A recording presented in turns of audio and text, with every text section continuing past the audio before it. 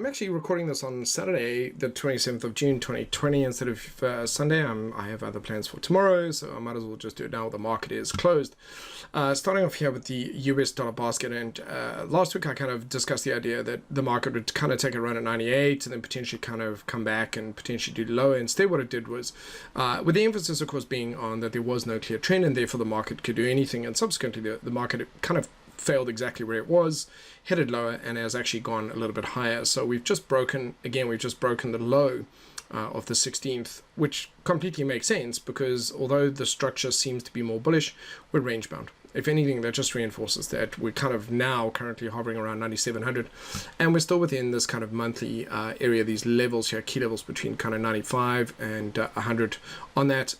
I would say that the last three candles look more bullish than bearish. So 97 appears to have more buyers below that level than above that level at this point in time.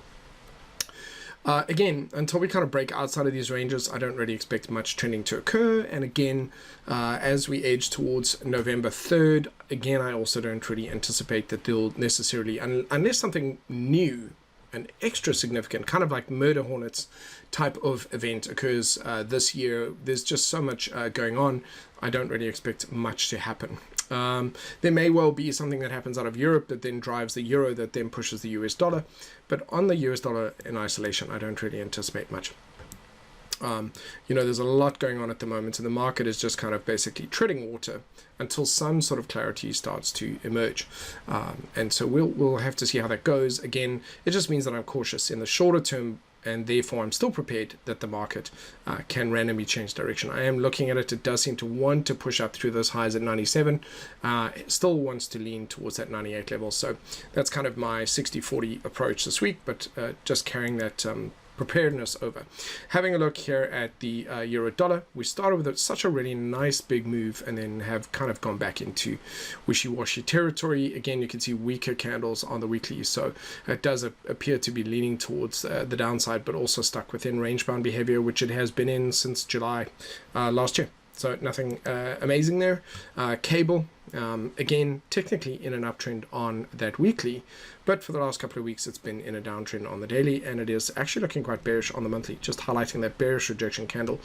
Even though it was looking quite bullish and wanted to reject that level, it's now looking quite weak. So all of this, again, this kind of shorter term move, then the market looks as though it's made up its mind, and then it just kind of cancels that and comes back, is because in the longer term there is the general uncertainty. Having a look at Aussie dollar, again, as I was saying, what was significant was that we broke this previous high, and that effectively means that this longer term weekly trend is now effectively broken, and therefore kind of we now have to wait and see what the market is wanting to do. The monthly trend as well, that monthly downtrend is effectively broken. We've broken the high of it, so now we have to see what the market is wanting to do, and it really hasn't done too much here. If anything, it's kind of just looking as though it's consolidating ahead of a breakout, which might be this week or next week, but is certainly within the next 10 days, I think, is a fair assessment.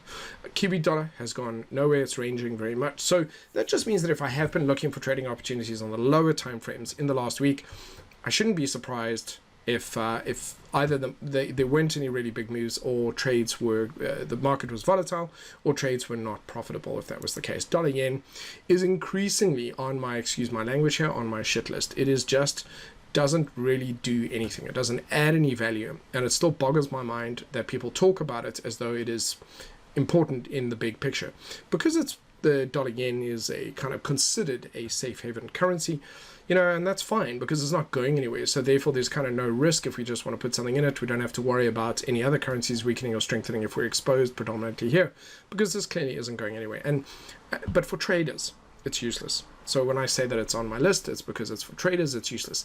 It's largely range bound, and currently there just doesn't seem to be any reason why that would change. So I don't even really feel, I do include it in this, but it's more as a courtesy to people than that I feel it adds value in any way.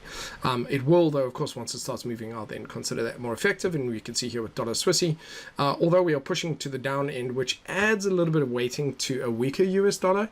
By looking at this, it's showing that dollar Swissy is, of course, strengthening. This is not entirely unusual. If we look at some of the other Swissy pairs, and historically, the Swissy does tend to want to creep to the downside because it does tend to strengthen against the other currencies. Now, looking here at dollar CAD, I quite like this. We had a very clean break of this resistance level, had a rejection of 1.46, came back down. We've currently, and we've got one more week to go, we've produced so far a bullish candle where prices are attempting to stay above support at 1.36, and then this kind of implies a stronger US dollar. And so you could just see from dollar Swissy, dollar yen, and dollar CAD, we just get very mixed signals. So dollar CAD, I'm leaning towards so far, if we manage to close up, although it is in a weekly downtrend, it's now in a daily uptrend. So there might actually be some opportunities this coming week, but I would keep an eye on this level of support that may offer some resistance as we head up towards that. And so that puts it about 1.39, 1.3875. And so I'll be leaning to the upside here, but that would be really interesting to see that breakout, come back, find support, and then take another run back up at that 1.46 in the coming months. So I quite like the look of that. So really going back to this and taking a look at it in the shorter term, again, I still lean up towards that 98 level, at least that being not because that's the kind of make or break, but just because it is really the next significant round number on the dollar basket, and therefore it is generally tends to be attracted to these key numbers, 98, 99, 100. But we're not out of the woods yet, and there's no change. And I don't expect too much to happen, of course. It's very much about key levels. If we break out of those levels, then clearly there is a change coming, and we can expect that. But basically right now it's just more of Trump's craziness and erraticness, and therefore the market is just kind of, okay, let's just wait and see. Certainly looks as though we can realistically expect coronavirus numbers to continue to be an issue for 2020, which was something we predicted when it came out.